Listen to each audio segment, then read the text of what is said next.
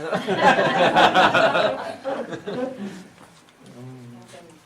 fighting, well, and losing to bronchitis for a month, so I might have to sip that while I read.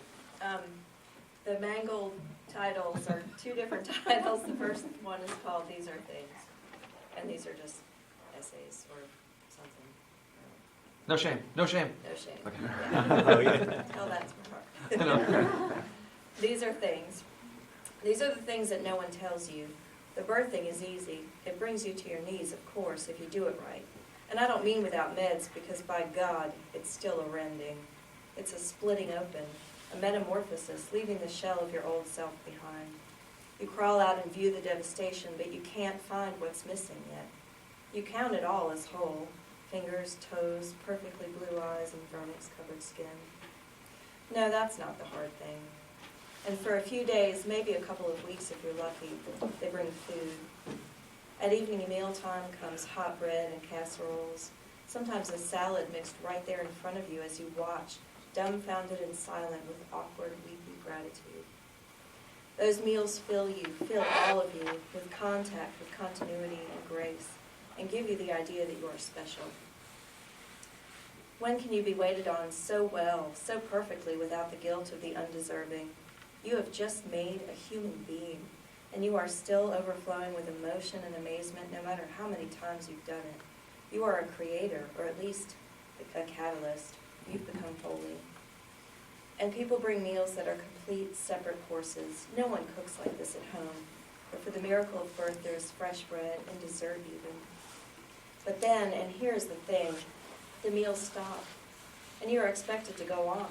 You are left floundering and impotent with a baby, a small person to nurture for weeks, months, years on end. And no one brings you meals when you are facing the imperfect, the flaws of children, the foibles of mankind. There is no sign up at the church for Mary has a child who bites her, leaving bloody holes, and she's afraid she might run away from home. There is no Hallmark card that says, sorry to hear you live in a house with a stranger and a potential serial killer. And I'm not even saying who is which, because a change of wind could force it in any direction. These are what no one speaks of, because there are no words that can form themselves completely around the things. No idea that can cause you to own it, this embracing of failure again and again.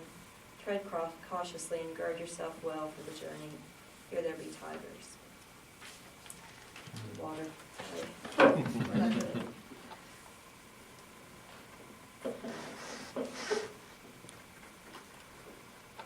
Shaking. This is called Mango Tale of New York, and it's really short. So, you might one night find yourself buying a mango outside a bodega in the West Village after a long night spent listening to music with a pianist in the basement of a Bring Your Own Bottle Joy's Jazz Club.